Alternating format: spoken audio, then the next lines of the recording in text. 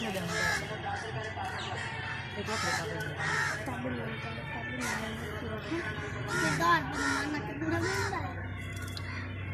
na wait ada. Wait ada na yan na.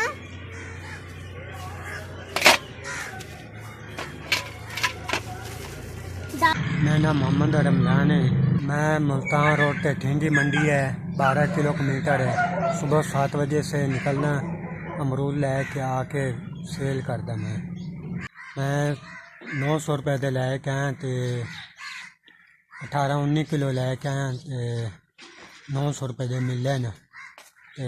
30 रुपए पाइया बेचन दे फिर कोई प्रॉफिट आ जाती है तो जे किलो का बेचा फिर 100 रुपये 80 रुपये बिकता है।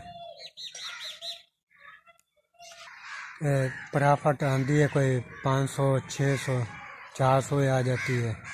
इन्ने प्रॉफिट शाम में मैं बच्चे वास्ते रोज़ी कमा लाना। मैं सारे विक बने तो प्रॉफिट आवे जी, जे सारे ना विकन तो फिर कम थोड़ी प्रॉफिट आ जाती है।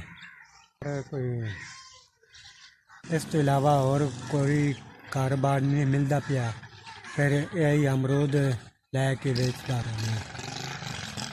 कदी मजदूरी लभे कदी ना लभे, मजदूरी दे जांदा सी, कदी लभदी है कदी नहीं लभदी, तो कदी लेट ही कर देंदे सी, वो शाम तक पैसे नहीं मिलते हैं। फिर मैं ये अमरूद लैके बेच लांगे। इस ते शुक्र है मिल बंदे ने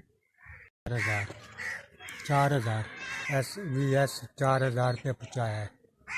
ने अल्लाह दे बंदे दिता है, मैं बड़ा शुक्र किया अल्लाह उन्होंने हज कराए मदीने वाला। आमीन। जिन्हें 4000 रुपये दिता है और मैं बच्चे वास्ते शाम को रोज़ी देवांगा।